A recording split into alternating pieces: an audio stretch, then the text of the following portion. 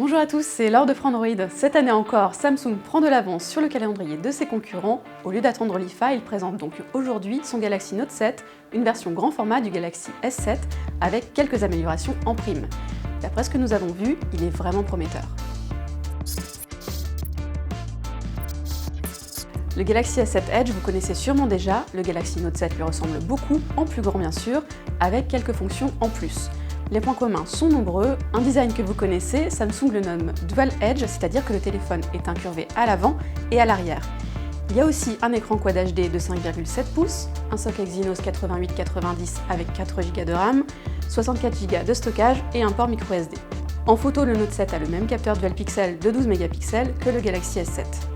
Le Note 7 est plus grand et un peu plus généreux que le S7 en mémoire, mais ce n'est pas tout. Il est aussi le premier des Galaxy à avoir un port USB Type C, et c'est aussi le premier Galaxy Note à être étanche, il est certifié IP68. Vous me direz que le Galaxy Note 7 est à peine plus grand que le Galaxy S7 Edge, et effectivement, il ne fait que 0,2 pouces de plus. Alors pourquoi le préférer? Son point fort, c'est pas vraiment sa grande batterie de 3500 mAh, sa capacité est légèrement inférieure à celle du S7 Edge. Il faut plutôt regarder du côté de son stylet pour voir l'intérêt du Note 7. Ce stylet, il reconnaît différents niveaux de pression, il se retire facilement de son logement avec un système de ressort.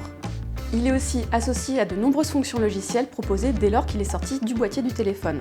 On peut faire des captures d'écran, les annoter et même prendre des notes sur l'écran éteint dans le cadre de la fonction qu'on avait déjà découverte, c'est-à-dire Always On Display sur l'écran éteint.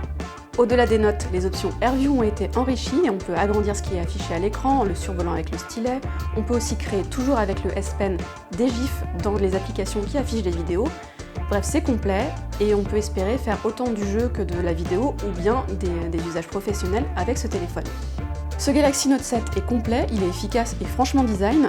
En revanche, on ne peut pas s'attendre à un produit peu onéreux, il coûtera à peu près 850 € et Samsung devrait fournir avec le téléphone un Gear VR un peu modifié pour l'occasion. Il devra tout de même rivaliser avec le Honor Note 8, le Moto Z et même le LG G20 qui seront présentés à la rentrée et qui seront sans doute un peu moins chers. Abonnez-vous à notre chaîne YouTube pour retrouver toutes nos vidéos.